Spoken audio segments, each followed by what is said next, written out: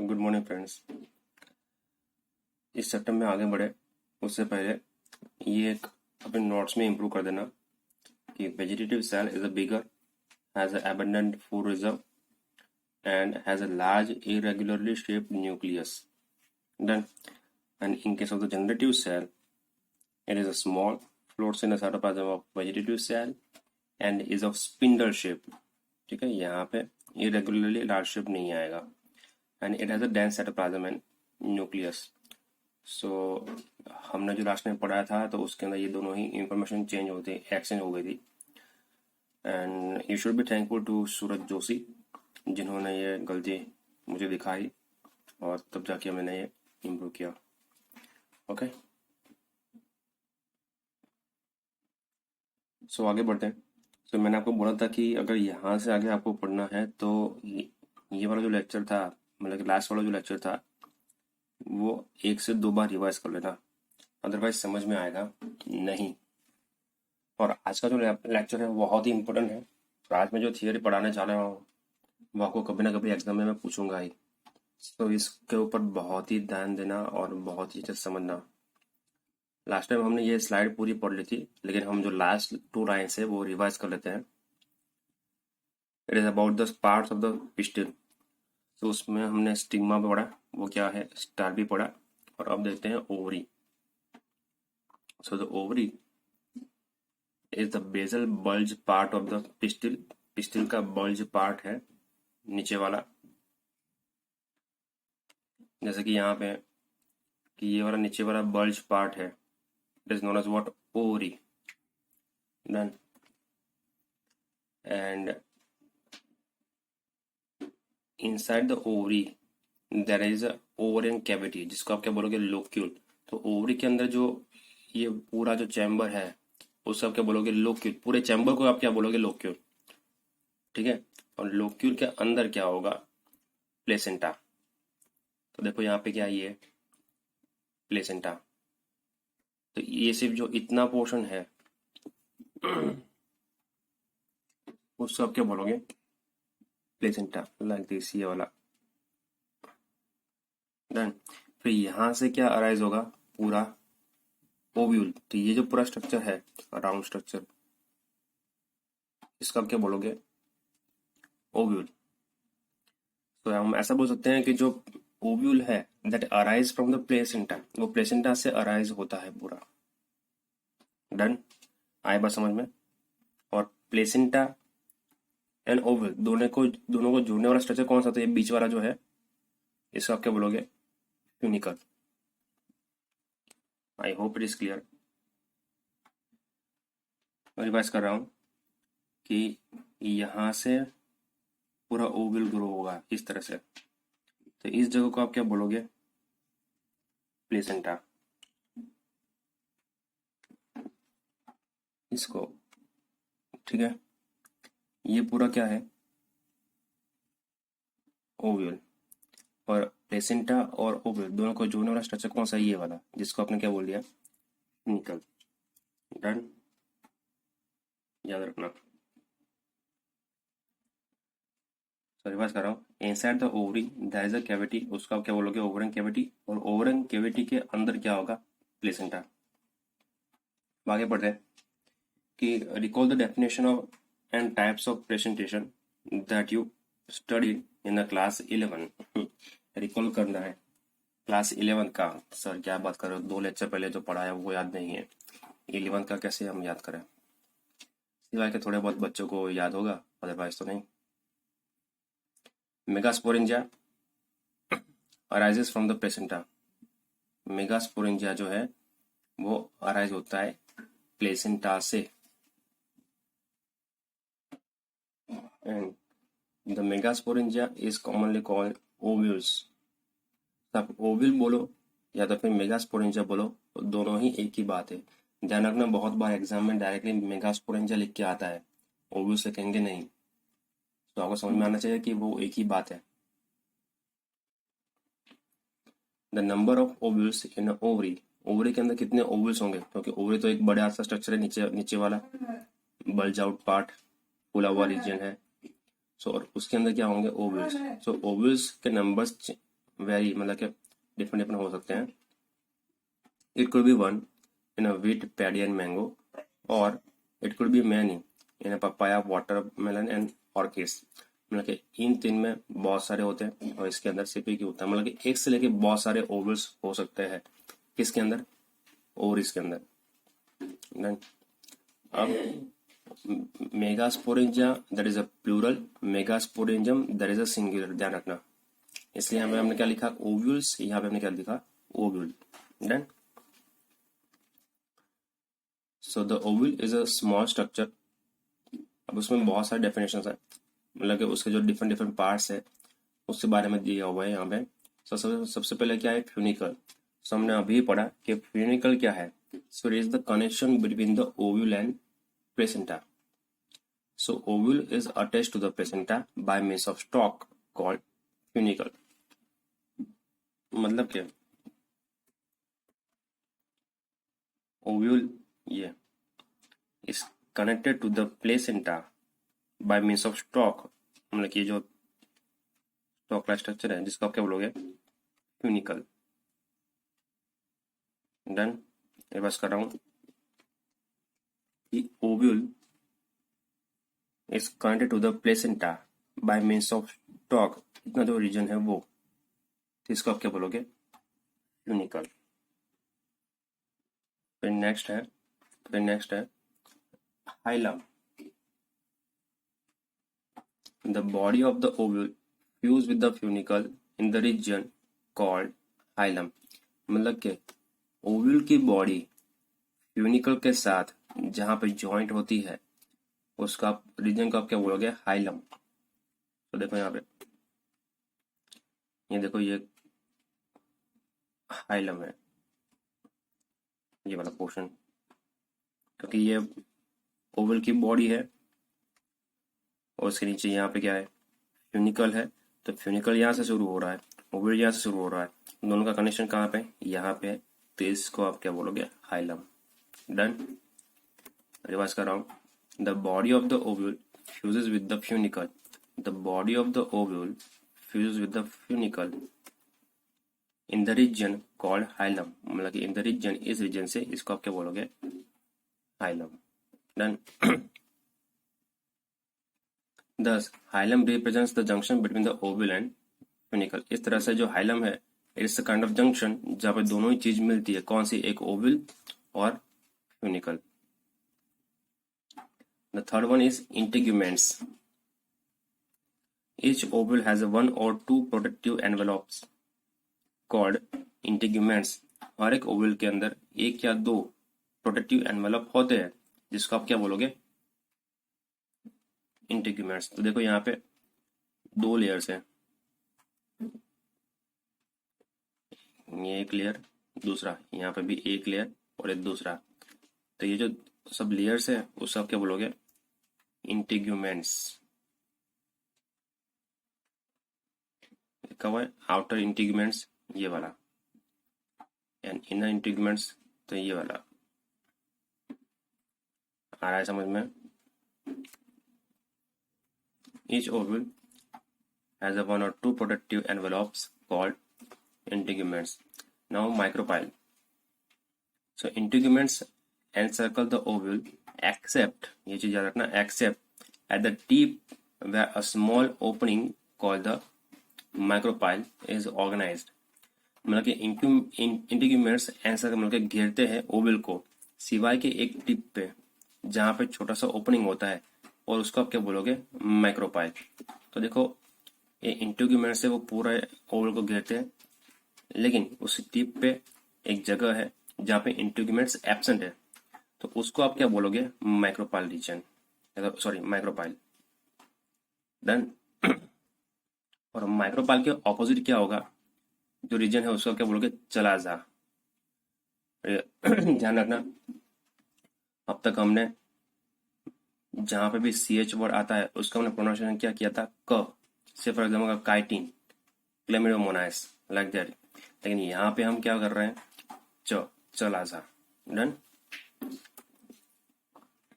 ये बात कर रहा हूँ. Micropyle integuments encircle the ovule except at the tip where a small opening called the micropyle is organized. Chalaza opposite the micropeller end. Micropylar end से opposite, मतलब कि ये यहाँ पे थे, उसके ऑपोजिट एंड पे, मतलब कि यहाँ पे ये वाला जो रीजन है ना, इसको आप क्या बोलोगे, chalaza. Is the chalaza represent the basal part of the ovule. ये चीज याद रखना यहाँ पे कि chalaza is the basal part, मतलब कि ये भले ही ऊपर की तरफ है लेकिन ये क्या कहलाएगा, बेजल पार्ट। क्लियर, क्या कहलाएगा, basal part of the ovule. Next, enclosed within the integuments there is a mass of cells called nucellus। मतलब क्या, यहाँ पे न्यूसेलस की डेफिनेशन दी हुई है। तो फ्रेंड्स आप याद रखना कि यहाँ पे हमने क्या पढ़ा,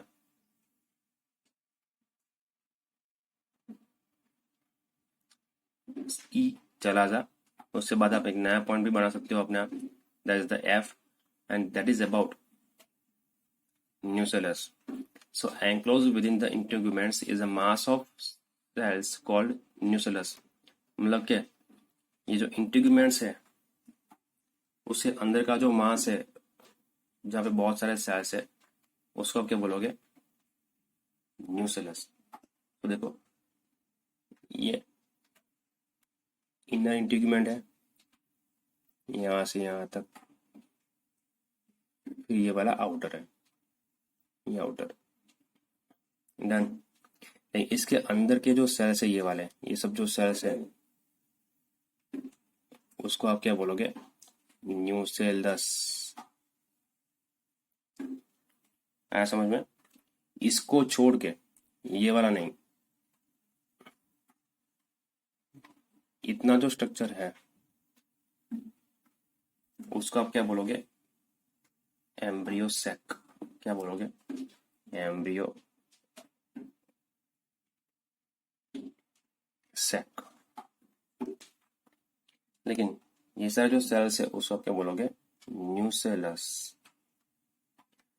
सॉरी, बात करें सबसे आउटर स्ट्रक्चर कौन सा, तो कि इंटीग्यूमेंट्स बाहर के लेयर है, उसके अंदर के सेल्स उसको आप क्या बोलोगे, न्यूसेलस। और न्यूसेलस के भी बीच में क्या होगा, एक सैक लाइक स्ट्रक्चर जिसको आप क्या बोलोगे, एम्ब्रियो सैक। अब ये एम्ब्रियो सैक कैसे बना वो हम बाद में देखेंगे, अभी सिर्फ इतना याद रखो, सबसे आउटर लेयर इंटीग्यूमेंट्स, उसके अंदर न्यूसेलस और सबसे अंदर embryo sac. Done. Now the cells of the nucellus have abundant reserve food materials. मतलब कि न्यूसेलस के सेल्स के अंदर बहुत सारा फूड मटेरियल होता है। क्यों, क्योंकि सिंपल बात है कि उसके अंदर कौन ग्रो होगा, बाद में एम्ब्रियो सैक डेवलप होगा। So located in the nucellus is the embryo sac or a female gametophyte। मतलब कि न्यूसेलस के अंदर क्या होता है, एम्ब्रियो सैक, या तो फिर आप उसको क्या बोलोगे, फीमेल गेमेटोफाइट। जैसा कि मैंने अभी आपको बताया था कि सबसे आउटर लेयर्स कौन से, इंटीग्यूमेंट्स, उसके अंदर के सेल्स न्यूसेलस, और सबसे बीच में एक जो सैक लाइक स्ट्रक्चर है जिसको आपने क्या बोला, एम्ब्रियो सैक, या तो फिर आप उसको क्या बोलोगे, female gametophyte. Now an ovule generally has a single embryo sac formed from a megaspore to the reduction division।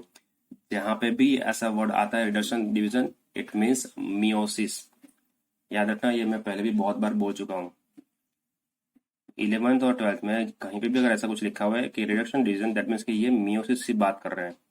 तो इसका मतलब क्या हुआ, ovule generally has a single embryo sac. मतलब कि ओव्यूल के अंदर जनरली एक ही एम्ब्रियो सैक होता है, जैसे कि यहाँ पे एक एम्ब्रियो सैक है, ठीक है।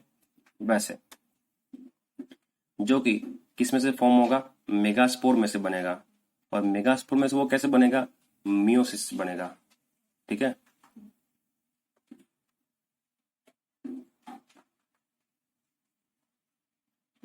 Now megasporogenesis. जेनेसिस मतलब क्या, बनना। मेगास्पोरोजेनेसिस मतलब क्या, मेगास्पोर का बनना। और मेगास्पोर मतलब क्या, देखते हैं कि the process of formation of megaspores. मतलब कि मेगास्पोर बनने की process from the megaspore mother cell is called megasporogenesis. मतलब कि मेगास्पोर मदर सेल में से मेगास्पोर बनने की प्रोसेस जो है उसको आप क्या बोलोगे, megasporogenesis. And ovules generally differentiate a single megaspore mother cell in the micropylar region of the nucellus. अभी ध्यान रखना कि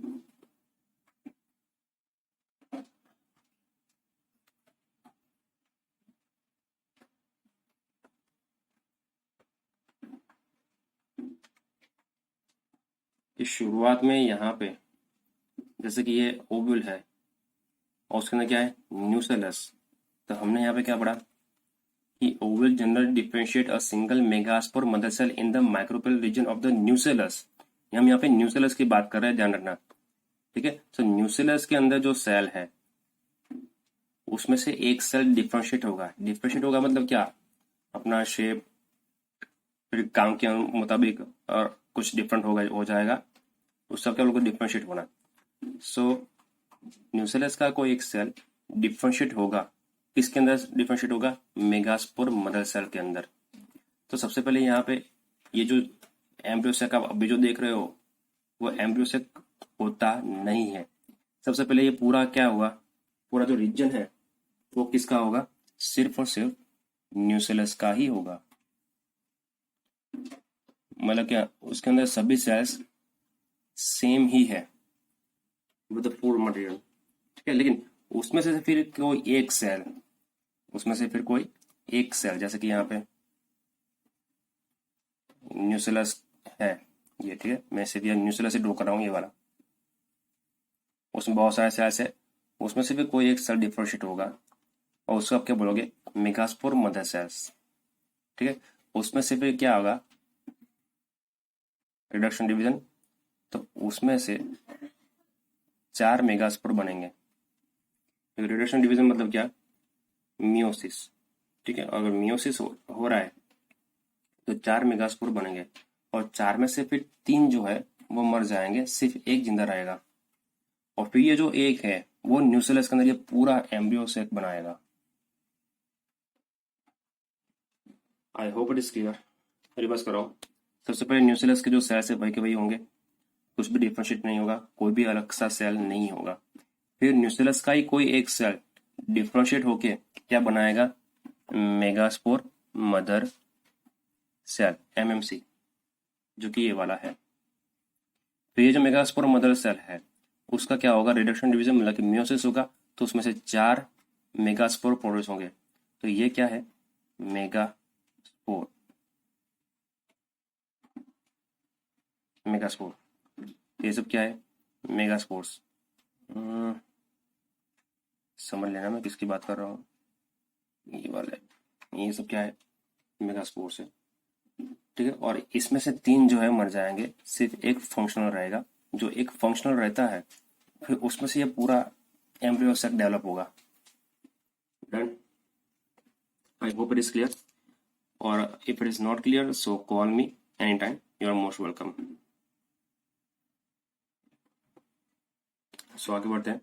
vowels generally differentiate a single megaspore mother cell in the micropyle region of the nucellus. And ये जो megaspore mother cell है is large cell जिसके अंदर dense cytoplasm होगा एंड प्रोमिनेंट न्यूक्लियस होगा। The megaspore mother cell undergoes meiotic division, मतलब कि इसके अंदर क्या होगा, मियोसिस होगा, किसके अंदर, मेगास्पोर मदर सेल के अंदर। So meiosis results in the production of 4 megaspores. आगे वही की वही बात जैसे कि मैंने आपको अभी बताई थी कि मेगास्पोर मदर सेल का क्या होगा, रिडक्शन डिवीजन मतलब कि मियोसिस होगा और उसमें से 4 मेगास्पोर्स प्रोड्यूस होंगे। सो ठीक है, सो फीमेल गेमेटोफाइट मतलब कि एम्ब्रियो की बात करें अब, तो in a majority of the flowering plants out of 4 megaspores, यहाँ पे जो 4 मेगास्पोर बने ना वहां से ही बात अभी कंटिन्यू है, लेकिन टॉपिक हमने नए टॉपिक के अंदर हम एंटर हो चुके हैं कि out of 4 megaspores 3 megaspores degenerate, मतलब 3 जो है वो मर जाएंगे, वाइल 1 मेगास्पोर रिमेन्स फंक्शनल, सिर्फ एक ही जिंदा रहेगा। The functional megaspore develops into the female gametophyte मतलब कि एम्ब्रियो सैक, मतलब कि एक जो मेगास्पोर जो फंक्शनल बचा, it will form a female gametophyte, that means an embryo sac. Done. So what is monosporic development? Monosporic development आप किसको बोलोगे? So this method of embryo sac formation, ये जो एम्ब्रियो सैक फॉर्मेशन की जो method है, किस में से? फ्रॉम अ सिंगल मेगास्पोर, क्योंकि यहाँ पे देखो एक ही मेगास्पोर बचा था, उसमें से ही क्या बना? एम्ब्रियो सैक बना। तो अगर एक मेगास्पोर में से एक एम्ब्रियो सैक बनता है तो आप उसको क्या बोलोगे? मोनोस्पोरिक। दो हो तो डाई, चार हो तो tetra, like that. Clear? Reverse करो। This method of embryo sac formation from a single megaspore, एक ही मेगास्पोर में से बन रहा है, तब उसको क्या बोलोगे? Monosporic development. Done. Now the formation of embryo sac in a little more detail. अब पूरा जो एम्ब्रियो सैक है वो किस तरह से बनेगा वो डिटेल में यहाँ पे दिया हुआ है। शुरू का तो आपको समझ में आ गया कि न्यूक्लियस के अंदर एक सेल है, वो सेल डिफरेंशिएट होगा, और डिफरेंशिएट होने के बाद उसको क्या बोलोगे? Megaspore mother cell. और ये जो मेगास्पोर मदर सेल है उसके अंदर क्या होगा? मियोसिस। तो कितने मेगास्पोर बनेंगे? चार। चार में से तीन मर जाएंगे, एक फंक्शनल रहेगा। और वो जो एक मेगास्पोर फंक्शनल है उसमें से फिर ये पूरा एम्ब्रियो सैक कैसे डेवलप होगा वो अभी हम डिटेल में पढ़ेंगे। ये जो मेरे लास्ट 30 सेकंड्स के जो वर्ड्स है वो रिवाइज करके एक बार सुन लेना, ठीक है? The nucleus of the functional megaspore divides mitotically to form a two nuclei which move to the opposite poles forming a two nucleate embryo sac। कुछ समझ में आया? नहीं? Very good. ये देखो आपको टेक्स्ट बुक में अच्छे से फिगर दी हुई है कि ये जो आसपास के जो सेल्स है वो न्यूक्लियस के, उसके बीच में देखो एक बड़ा सा सेल है, वो एक ही सेल है जिसको आपने क्या बोला? Megaspore mother cell. फिर उसके अंदर एक में से दो सेल, दो बने, दो में से चार बने, तो चार मेगास्पोर प्रोड्यूस हुए, ठीक है? तो मतलब कि एक मेगास्पोर मदर सेल में से चार मेगास्पोर बने, जिसको आप क्या बोलोगे? Megaspore tetrad. फिर उसमें से सिर्फ एक ही जिंदा रहेगा, और उसका क्या होगा? तो जैसे कि हमने देखा यहाँ पे कि the nucleus of the functional megaspore, मतलब कि ये एक ही मेगास्पोर बचा, यहाँ पे ये एक मेगास्पोर की बात है, ये एक ही मेगा, तो उसका जो न्यूक्लियस है वो डिवाइड हुआ, तो कितने बने न्यूक्लियस? दो। So the nucleus of the functional megaspore divides mitotically to form a two nuclei which move to the opposite pole, मतलब कि उसमें एक में से दो न्यूक्लियस बनेंगे और दोनों ही ऑपोजिट पोल्स, मतलब कि एक ऊपर की तरफ जाएगा तो दूसरा नीचे की तरफ जाएगा, ठीक है? Forming a two nucleate embryo sac, मतलब कि अभी जो एम्ब्रियो सैक है उसको आप क्या बोलोगे? टू न्यूक्लिएट, क्योंकि ये जो एम्ब्रियो सैक है वो दो न्यूक्लियस वाला है, इसलिए आप उसको क्या बोलोगे? Two nucleate. Done. Two more sequential mitotic nuclear division. ध्यान रखना यहाँ पे न्यूक्लियर डिवीजन दैट मींस सिर्फ न्यूक्लियस का डिवीजन हो रहा है, सेल का नहीं। सेल तो अभी तक एक ही है, कौन सा? यहाँ पे जो मेगास्पोर सेल है ना, वो सेल तो एक ही है, लेकिन एक ही सेल के अंदर अभी दो न्यूक्लियस बन गए, और दोनों ही न्यूक्लियस का और दो बार डिवीजन होगा, मतलब कि ये एक बार डिवीजन होगा तो एक में से दो बनेंगे, फिर इसका भी फिर से होगा तो दो में से चार बनेंगे। तो ये जो एक न्यूक्लियस है उसका दो बार डिवीजन हो रहा है। कैसा डिवीजन? न्यूक्लियर डिवीजन, ठीक है? सो एक में से भी इसका भी होगा, तो कुल मिला के कितने बन जाएंगे? 8 बन जाएंगे दोनों ही एंड पे। रिवर्स कर रहा हूं, एक न्यूक्लियस है, ठीक है? तो एक न्यूक्लियस का दो बार सिक्वेंशियली डिवीजन होगा, तो एक बार अगर डिवीजन होता है तो एक में से दो बनेगा, दोनों का ही और एक बार होता है तो कितने बनेंगे? 4। तो सेम इज लाइक नीचे वाला जो न्यूक्लियस है वो भी इसी पैटर्न को फॉलो करेगा, तो एक एम्ब्रियो सेक में कुल मिला के 8 न्यूक्लियस बन जाएंगे, ठीक है? और ध्यान रखना यहाँ पे सिर्फ न्यूक्लियस ही है, अभी तक उसके आसपास सेल वॉल बनी नहीं है, लाइक दिस, ठीक है? सेल वॉल बनी नहीं है। So two more sequential mitotic nuclear divisions result in the formation of the 4 nucleate and later 8 nucleate stages of the embryo sac। ना कि दो बार सिक्वेंशियली माइटोटिक न्यूक्लियर डिवीजन होगा, तो उसके बाद 4 न्यूक्लियाई वाला और उसके बाद 8 न्यूक्लियाई वाला एम्ब्रियो सैक बन जाएगा। It is of interest to note that these mitotic divisions are strictly free nuclear। मतलब कि यहाँ पे आपको ये नोट करना पड़ेगा कि ये जो माइटोटिक डिवीजन है वो फ्री न्यूक्लियर है। फ्री न्यूक्लियर मतलब क्या, means what? So that is nuclear divisions are not followed by immediately by the cell wall formation. मतलब कि न्यूक्लियस का यहाँ पे डिवीजन तो हो रहा है, लेकिन उसके आसपास तुरंत ही फिर सेल वॉल बनेगी नहीं। ठीक है, तो कि अभी ये कैसे फ्री न्यूक्लियस है, सब किसी के भी आसपास सेल वॉल बनी नहीं है। अगर सेल वॉल बन जाती है तो मतलब कि वो इंडिविजुअली नया सेल बन गया पूरा, आप ऐसा बोल सकते हो। क्लियर? लेकिन एक में से 2 न्यूक्लियस बने, 2 में से 4 न्यूक्लियस बने, 4 में से 8 न्यूक्लियस बने, तब तक एक भी न्यूक्लियस के आसपास सेल वॉल इमीडिएटली फॉर्म नहीं होती, वो बाद में फॉर्म होगी, इमीडिएटली कभी फॉर्म होगी नहीं। तो ये यहाँ पे आपको याद रखना है कि ये जो डिवीजन है वो किस तरह का है, फ्री न्यूक्लियर है। So the nuclear division are not followed by immediately by the cell wall formation. So after the 8 nuclear stage, 8 nuclear stage के बाद the cell walls are laid down, leading to the organization of typical female gametophyte और embryo sac। मतलब कि ये 8 nucleus बन जाएंगे, उसके बाद सेल वॉल फॉर्मेशन होगा और इस तरह से जो पूरा जो एम्ब्रियो सैक है वो बनेगा। मतलब कि 8 न्यूक्लियस बन गए, उसके बाद धीरे धीरे देखो सबके आसपास सेल वॉल बनेगी, तो पूरा जो एम्ब्रियो सैक है मैच्योर वो कुछ इस तरह का दिखेगा आपको।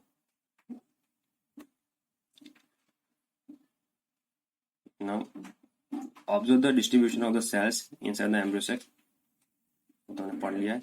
6 of the 8 nuclei are surrounded by cell walls and organized into cells। 8 में से 6 न्यूक्लियस, उसके आसपास क्या बन जाएंगे, सेल वॉल्स, और वो किसके अंदर ऑर्गेनाइज हो जाएंगे, सेल्स के अंदर। The remaining 2 nuclei called polar nuclei are situated below the egg apparatus in the large central cell. हाँ, ये बात समझो अच्छे से कि 6 of the 8 न्यूक्लियाई मतलब क्या,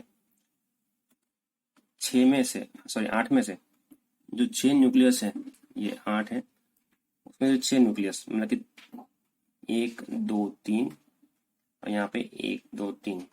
अगर कुछ समझ में ना आते यहाँ पे देख लो, एक न्यूक्लियस, दूसरा न्यूक्लियस, तीसरा न्यूक्लियस, और यहाँ पे भी एक न्यूक्लियस, दूसरा न्यूक्लियस, और तीसरा इसके पीछे की साइड है, देखो यहाँ पे तीसरा न्यूक्लियस, पूरा सेल है।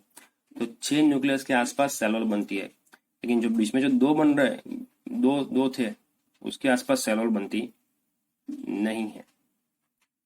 फिर इन दोनों के आसपास कंबाइंड सेल वॉल बनेगी, फिर आप उसको क्या बोलोगे, सेंट्रल सेल। क्लियर? रिवाइज कर रहा हूँ।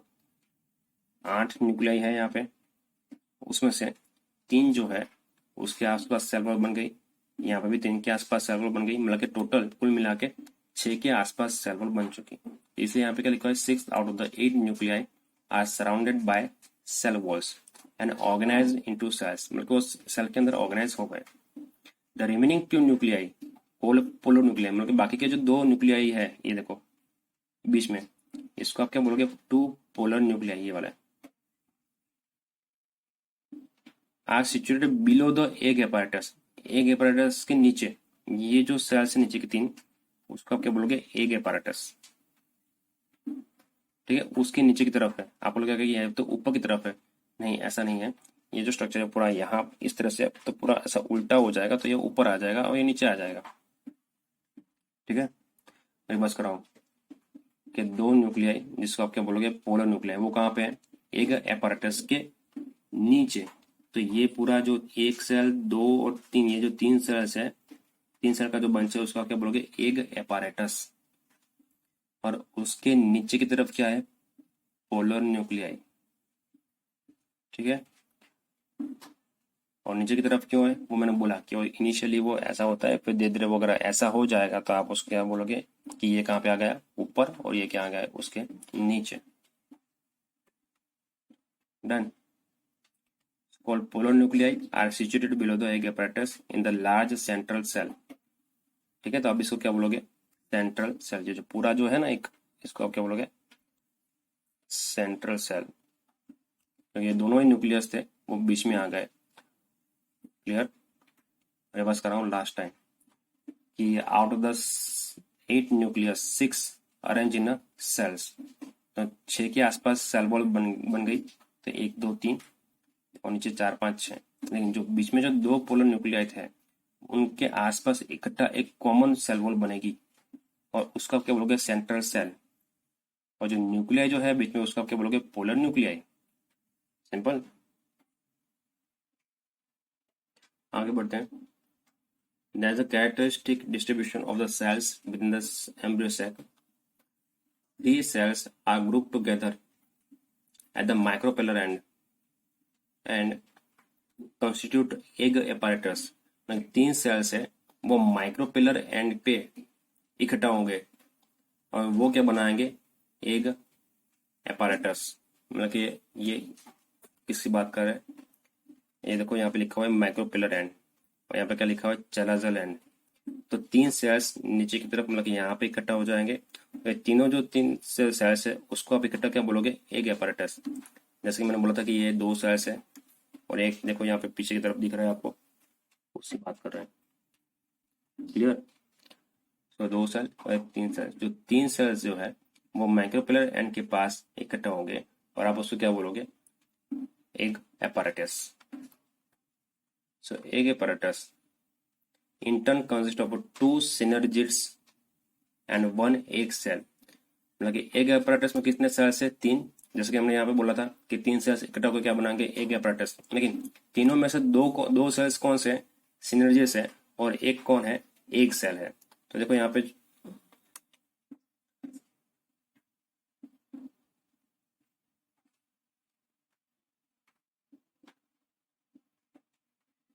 ये दोनों सेल्स है वो कौन से सेल्स है? सिनर्जिस। और उसके पीछे वाला जो है वो कौन है? एग सेल है। डन। तो रिवर्स कर रहा हूँ। 3 सेल्स माइक्रोपिलर एंड के पास इकट्ठा हुए जिसको आपने क्या बोला? Egg apparatus। उसमें से 2 कौन से? सिनर्जिस है, एक कौन है? Egg cell. And these 2 synergid cells have a special cellular thickness at the micropillar tip, जिसको आप क्या बोलोगे? Filiform apparatus। तो ये जो सिनर्जिड सेल्स है उसके ऊपर भी आपको कुछ पर्टिकुलरली थिकनेस जैसा दिख रहा है। देखो यहाँ पर नीचे है ये वाला फिंगर लाइक स्ट्रक्चर है, छोटे छोटे। तो ये भी कौन से थिकनिंग्स? तो कहाँ पे? का माइक्रोपिलर टिप पे, क्योंकि ये जो टिप होगी वो भी माइक्रोपिलर टिप ही कहलाएगी क्योंकि इस तरफ है इसलिए। और ऊपर की तरफ होती यहाँ पे तो आप उसको क्या बोलते? Chalazal end. लेकिन सिनर्जिड सेल की भी माइक्रोपिलर एंड कौन सा? तो नीचे वाला एंड। ठीक है, इसलिए यहाँ पर क्या लिखा हुआ है कि 2 synergids have a special cellular thickness at the micropillar tip called the filiform apparatus। और इसका काम क्या है? Filiform apparatus play an important role in guiding the pollen tubes into the synergid।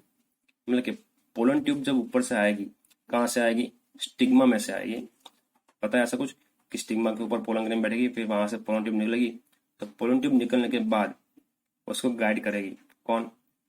Filiform apparatus। ठीक है, इसका जो मेजर रोल है वो हम बाद में देखेंगे, अभी सिर्फ इतना ही पढ़ लो। 3 cells are at the chalazal end. मतलब कि अभी हमने इसकी बात तो कर ली, माइक्रोपिलर एंड के पास जो 3 सेल है उसकी। अब इसकी बात कर रहे हैं कि 3 सेल्स चलाजल एंड के पास इकट्ठा हो गए और उसको आप क्या बोलोगे? Antipodals are called the antipodals। and the large central cell has a 2 polar nuclei। मतलब कि उसके अंदर 2 न्यूक्लियाई होंगे। and thus a typical angiosperm embryo sac at maturity though 8 nucleate is a 7 celled। इस सेंटेंस को अच्छे से समझो। ओके, पहले एक बार रिवाइज कर लेते हैं। यहाँ तक आपको समझ में आया कि यहाँ पे क्या हमने पढ़ा? एग apparatus के बारे में पढ़ा जिसके अंदर 2 सिनर्जीज है, एक सेल है। जो 2 सिनर्जीज है उसके अंदर भी फिलीफॉर्म apparatus है जो कि पोलन ट्यूब को गाइड करेंगे। डन। सो 3 सेल यहाँ पे आ गए, 2 से फिर बाकी के 3 सेल कहाँ पे आए? चलाजल एंड पे। 3 सेल ऊपर 3 सेल नीचे। फिर बीच में सिर्फ एक ही सेल, कौन सा? Central cell. तो मतलब कि कितने सेल्स हुए कुल मिला के 7। 3 सेल्स एक एपैरेटस में, 3 सेल्स चलाजलैंड में, और बीच में एक बड़ा सा सेल। तो सेल कितने हुए 7, इसलिए हमें क्या लिखा है 7 सेल। लेकिन 7 सेल के अंदर न्यूक्लियस कितने हैं 8। किस तरह से, क्योंकि यहाँ पे 3 सेल में 3 न्यूक्लियस, फिर यहाँ पे भी एंटीपोडस में 3 सेल में 3 न्यूक्लियस 6 हुए। लेकिन बीच में जो एक सेल है उसके अंदर 2 न्यूक्लियस है ना, इसलिए यहाँ पे क्या लिखा है 2 पोलर न्यूक्लियाई। तो कुल मिलाकर न्यूक्लियस कितने हो जाएंगे 8। सो दैट्स व्हाई यहाँ पे क्या लिखा हुआ है कि दो 8 न्यूक्लियट इज अ 7 सेल, मतलब कि 8 न्यूक्लियस है लेकिन वो सेल्स कितने कुल मिला के 7। डन, रिवर्स करो। 3 सेल्स यहाँ पे, 3 सेल्स यहाँ पे, बीच में सिर्फ एक ही सेल, तो कुल मिला के सेल्स कितने हुए 7। लेकिन ये 3 सेल में 3 न्यूक्लियस है, यहाँ पे भी 3 सेल में 3 न्यूक्लियस, तो 6 न्यूक्लियस हो गए। और अब बीच में 2 न्यूक्लियस इकट्ठा होकर सिर्फ एक सेल बनाएंगे। तो न्यूक्लियस कितने हुए 8, लेकिन सेल्स कितने हुए 7। इसलिए यहाँ पे क्या लिखा हुआ है कि typical angiosperm embryo sac at a maturity though 8 न्यूक्लियट is of 7 cell.